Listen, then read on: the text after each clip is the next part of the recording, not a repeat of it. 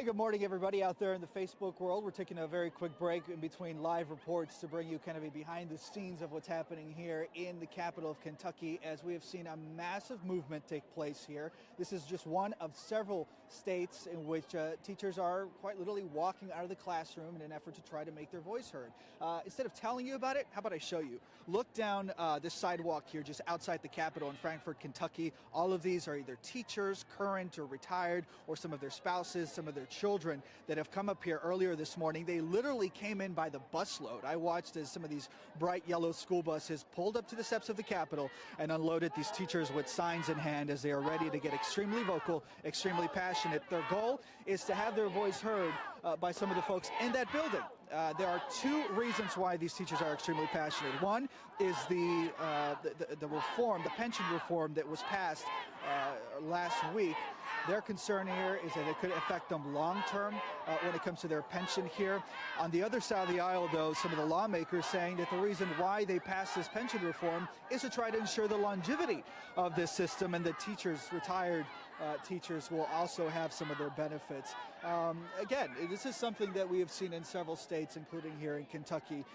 Not only is the reform, the pension reform, an issue, but also funding. I want you to meet some of the teachers that we've met today here. You were telling me a little while ago, you are a retired teacher, is that correct? I am, yes, very proudly. So what is it that brings you here specifically? And how does this movement differ from what perhaps we're seeing in Oklahoma, what we saw in West Virginia last month? Is it different? This movement is for all of us that are state and public employees. We're here for police officers. We're here for students. We're here for ourselves. We're here for retired people. We're here for pre-service teachers that are in college right now. We're here for all these state workers that have been working. We're here to protect our pensions. We're here because we have funded these pensions ourselves, and we would like to have the money that's been borrowed from these pensions by the state. We'd like to have it as it is rightfully ours. So our viewers out there get a better understanding. What took place here is that lawmakers essentially tacked on some of the provisions regarding your pension onto a sewage bill last Thursday. They did, and that is insulting. That's what has you and many of these teachers upset. Very upset about that. How it's done, how the fact that these legislators, which are educated professional people, cannot even read the bill that they're voting on.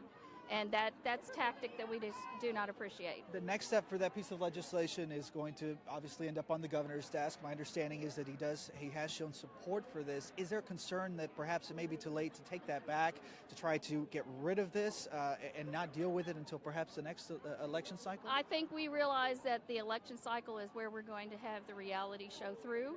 But what we really want to say to all of them is that we are out here, we are vocal, we are apparently in front of you, and we believe that what you've done is wrong. And then finally, yes, there's the pension reform bill that has so many teachers, including yourself, a retired teacher, upset, but also the funding issue. That has people here concerned. Teachers have told me that they're worried that they could potentially lose their jobs, but also funding for textbooks and more hires. Is that correct? That's a real concern, and I think what we've got to do is sit down and be logical about this and realize that we're in a world where we're not able to fund all of the infrastructure, all of our schools, things that we all share. We need to be realistic about how these are funded, look at everything on the table, and make some adult decisions. Let me have your name one more time. Sheila Miller. A retired teacher. Yes. Thank you, Sheila. Thank you so much. Thank you. Well, there you have it. Again, just one of several voices we have heard from. And if you look out over the crowd, you can see that there are many people who have come here.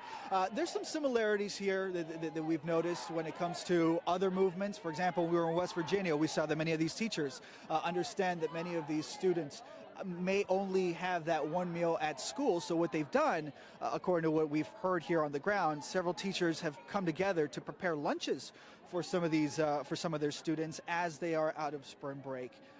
There are a few districts, though, that are currently in school. I want to hear from at least one more teacher, if that's okay. Hi, good morning. How are you? Good. How are you? So we're doing a webcast on CNN and Facebook here. You mind if we talk to you briefly? Sure.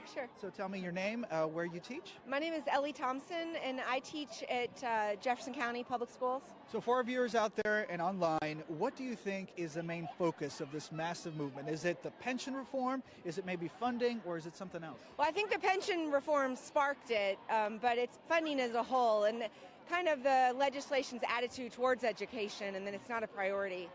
When what happened on Thursday, when these legislators were able to pass this, this piece of legislation that has to do with your pension and everybody else's. How did you respond to that? How did you react to that? Well, it makes you feel undervalued, that when you sign up for a job as a public servant and that you're expecting retirement benefits, and then you're told that new people in the profession aren't going to get those same benefits, then that's unfortunate. And, it hurts the entire school system. And as we look over this massive crowd, I want you to tell me maybe what's different. We have these kind of movements right now happening in Oklahoma. We've heard about it in Arizona. I was there in West Virginia when that took place. What's different about Kentucky, would you say? I'm not sure what's different here, other than obviously a lot of people care about public education. How long have you been teaching? I've been teaching for 12 years. 12 years. Has this always been a struggle? Well, we've struggled with different things as far as like losing health insurance benefits and little things here and there, but it seems just the way the message across the whole country is that it's becoming more difficult to get those things like health insurance benefits and retirement, and to know that you can plan for your future. It's kind of scary. And finally, do you expect to see maybe more states, your colleagues in other states, launch similar movements right now? I hope so, because we need it. We need it. Thank you so much for your time. Okay, thanks. And best of luck. Thank you.